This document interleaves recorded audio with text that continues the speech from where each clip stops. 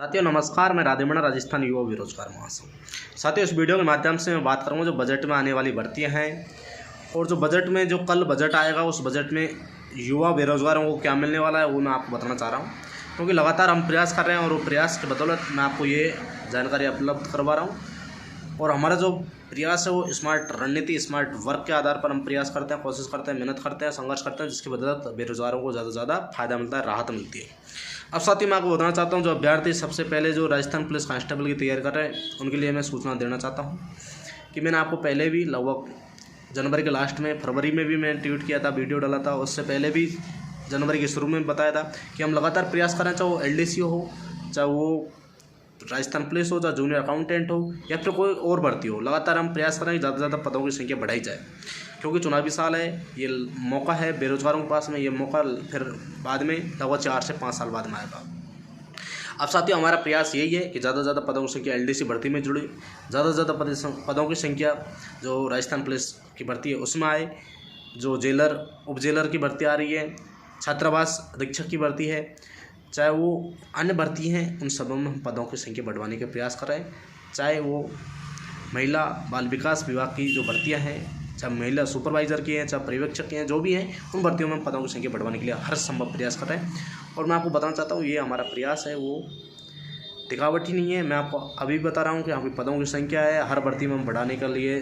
शानदार प्रयास कर रहे हैं और कुछ ही दिनों बाद में आपको रिजल्ट देखने को मिल जाएगा। शायद संभवतः कल ही आपको बजट के माध्यम से यह सूचना मिल जाएगी कि जो अभ्यर्थी जूनियर अकाउंटेंट की तैयारी कर रहे हैं उनके लिए पदों की संख्या बढ़ चुकी है। फिर उसके बाद में जो अभ्यर्थी LDC जो राजस्थान कर्मचारी चयन बोर्ड द्वारा आयोजित हो रही है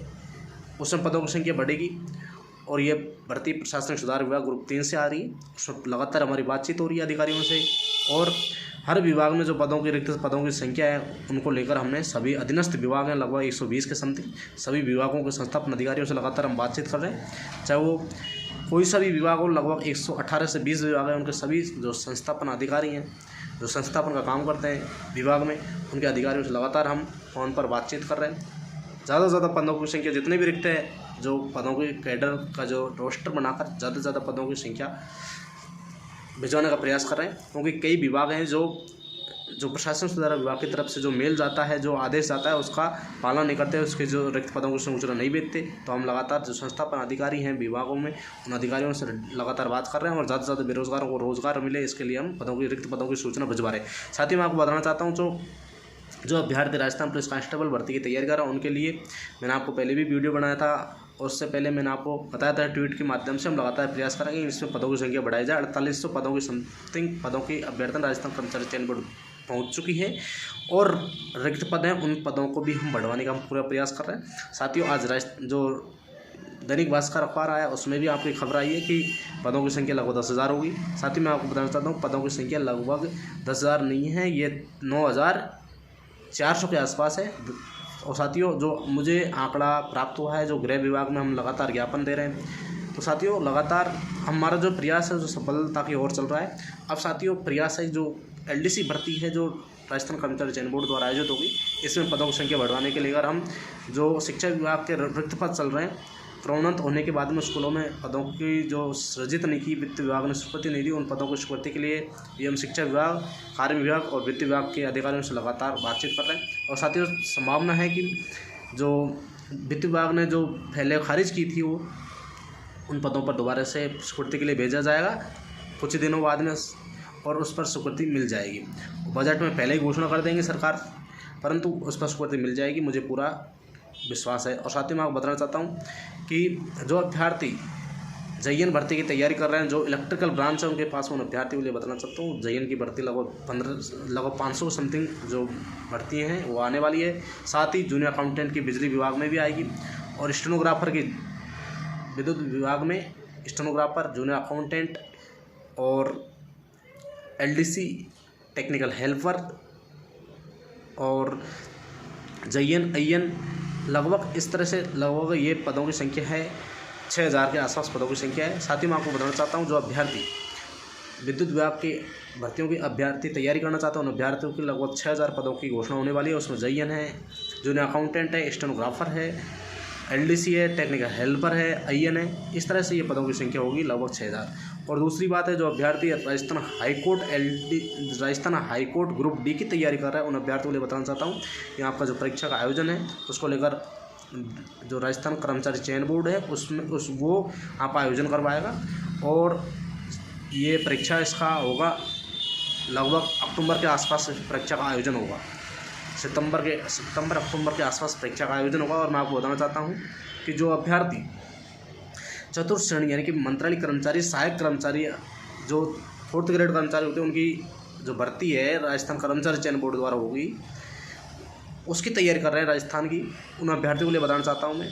लगभग 20,000 के आसपास उन पदों की जो घोषणा है वो शायद कल होने की पूरी संभावना है। और इस तरह से जो